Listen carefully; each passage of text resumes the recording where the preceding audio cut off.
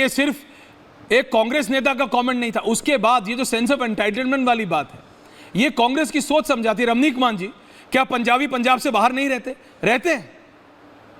भारत का शायद ही कोई ऐसा कोना होगा जहां आपको पंजाब से आए हुए लोग ना मिले। मान साहब,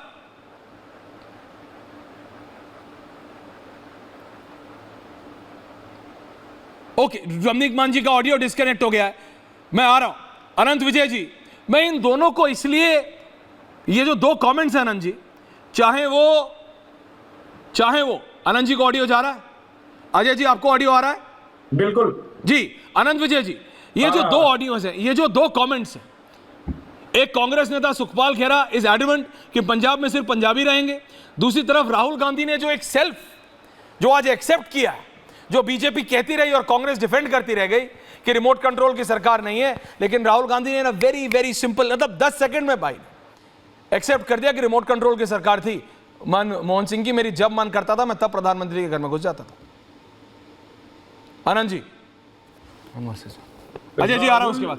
राहुल जी ने आज सेल्फ गोल कर लिया 5वें चरण के कब नहीं करते बाद। मुझे लगता है जिस प्रकार से राहुल गांधी जी का ये वक्तव्य आया और जिस प्रकार से उन्होंने अलाइनमेंट ऑफ जो पिछड़ी निचली तथाकथित पिछड़ी जातियों के बारे में जो बात कही है और जो कांग्रेस पार्टी के लोग अलग अलग प्रांतों के अलग अलग विचार प्रस्तुत कर रहे हैं, मुझे लगता है इसको आपको कैम्ब्रिज में राहुल गांधी के उस बयान को याद करना चाहिए जहां उन्होंने कहा था कि यूनियन ऑफ स्टेट्स है और बॉटम डाउन जाता, टॉप अप नहीं जाता है। तो इस बयान को अगर कांग्रेस के नेताओं के बयान से जोड़ के देखेंगे तो वो उस समय भी भारत को एक राष्ट्र की अवधारणा से थोड़ा डेविएट करके कहीं और ले जाने का प्रयास कर रहे थे। अगर आपको कैम्ब्रिज का उनका भाषण याद हो ऐश्वर्या, तो मुझे लगता है कि कांग्रेस इस प्रकार की जो एक विभाजनकारी वक्तव्य, कोई जरूरत नहीं थी खैरा को ऐसा कहने की, है ना,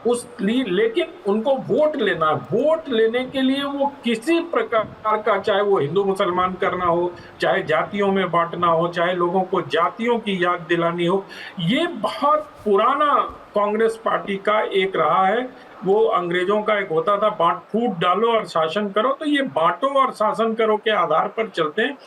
आज तक इन्होंने मुसलमानों को डरा के रखा, बीजेपी से बीजेपी आ जाएगी तो तुम्हारा ये हो जाएगा, तुम्हारा वो हो जाएगा। पिछले 10 वर्षों में कहीं एक दंगा नहीं हुआ, है ना। तो इस प्रकार की जो नीतियां होती है, और राहुल गांधी जो अभी कह रहे थे कि वो, तो आपने क्या किया सिस्टम में, जब आप प्रधानमंत्री के घर में गेट क्रैश करके जब मन होता था तब घुस जाते थे, वो 10 साल तो आप सांसद भी थे, आपका क्या योगदान है उस अलाइनमेंट को खत्म करने के लिए? इसका उत्तर श्रीमान राहुल गांधी जी के पास नहीं है। अगर उनका उत्तर होता तो वो वहां दिए होते उत्तर। लेकिन जब आप प्रधानमंत्री के घर में घुस जाते हो, उसके पहले भी 5 वर्ष, चलो वो मानता हूं कि नरसिम्हा राव का शासनकाल था, उस समय आपको एक्सेस नहीं होगा प्रधानमंत्री के घर में घुसने का, तभी वो सीताराम केसरी वाला एपिसोड करना पड़ा था और सोनिया जी को कांग्रेस की कमान संभालनी पड़ी थी। उसको मैं छोड़ भी देता हूं अगर 1 मिनट के लिए।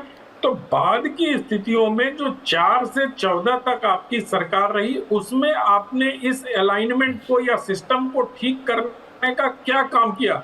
देश की जनता आज ये जानना चाहती है कि उस दरमियान जब आप सांसद थे और बहुत पावरफुल थे, आपको याद होगा कि प्रेस क्लब में वो अध्यादेश की प्रतियां बांट देते थे और वो अध्यादेश कांग्रेस पार्टी आपको वापस। अजय जी आ रहा हूं 30 सेकंड की वजह से आज उन्हीं के पंकज जी जवाब दीजिए ना, पंकज जी जवाब जेल में है लालू यादव जी। पॉइंट टेकन अनंत विजय जी। मैं ये कह रहा हूं इतना पावरफुल सांसद जो अध्यादेश पलटवा सकता हो, उसने सिस्टम को बदलने। अरे वो अपने आप को कहां सांसद मान रहे, वो अपने आप को प्रधानमंत्री माने हुए, वो अपने आप को तब प्रधानमंत्री मानते थे।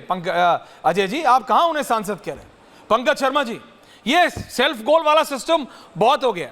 ये आप लोग, कांग्रेस पार्टी ऐसा मौका देती है कि अजय आलोक जी आराम से बैठ के चाय पिए, उनको कोई टेंशन ही नहीं है, क्योंकि राहुल गांधी, अगर सुखपाल खेरा का कमेंट नहीं था तो राहुल गांधी का कमेंट आ कि मैं सिस्टम, मैं जब चाहता प्रधानमंत्री के ऑफिस में घुस जाता था और सिस्टम टूटा हुआ। Pankaj Sharma ji, I am sure अगर आप उनको गाइड करें तो he will not make such comments. ये कैसे लोग गाइड कर रहे हैं? क्योंकि कोई तो कर रहा है। अब तो मैं ये भी नहीं कह सकता कि अंकल सैम कर रहे हैं। राहुल गांधी ने ये कहा, क्या सर? राहुल गांधी ने ये कहा कि मैंने व्यवस्था को लंबे समय तक भीतर से देखा है, और ये बात सच है। कि उन्होंने व्यवस्था को लंबे समय तक भीतर से देखा है, दूर से देखा है, पास से देखा है, जैसे भी देखा है, लेकिन दूर से वो कहा, सर, व्यवस्था पास ही से में देखा। जो चीजें जिस तरह चलती हैं उसकी जानकारी रखते हैं। तो इसमें उन्होंने क्या गलत कह दिया? अब रह गई खैरा के बयान की बात, तो खैरा का बयान मैं तो कहूँगा कि बहुत ही बैड टेस्ट में है। इस तरह का बयान देना ही नहीं चाहिए। अरे अजय आलोक जी जानते हैं कि हम सब लोग इस मुल्क के बाशिंदे हैं, इस मुल्क के बाशिंदे हैं हम सब लोग, अजय आलोक जी, और इस वतन में हम किसी भी प्रांत में कहीं भी रहें, हम सबको आज़ादी है इस बात की। ये कोई जिले सुबहानी थोड़े तय करेंगे कि कौन कहाँ रहेगा, कौन कहाँ नहीं रहेगा। ये जाति बिरादरी के आधार पर, ये क्षेत्रों के आधार पर, ये अगड़े पिछड़े के आधार पर, ये हिंदू मुसलमान के आधार पर। Can I be honest and 2 versus 2 Garima ji, please? 10 साल से पंकज जी, ये सारा जो आप समझाते रह जाएंगे, आप समझाते रह जाएंगे। फुल टॉस दे रहे हैं बीजेपी को, फुल टॉस। मैं ऐसे नहीं कह रहा था, मान साहब आ रहा हूं। अजय आलोक जी को आप मौका दे रहे हैं कि वो आराम से चाय की चुस्की ले, उनको कोई टेंशन नहीं है, क्योंकि मैं आपको बता रहा हूं प्रधानमंत्री Modi has already reacted to this. Ajay Alok ji, प्रधानमंत्री मोदी कह रहे हैं शहजादे की जुबान पर सच्चाई आ ही जाती है। मैं कह रहा हूं ना, फुल टॉस दोगे मोदी को तो मोदी तो स्टेडियम से बाहर मारेगा ही आनंद जी।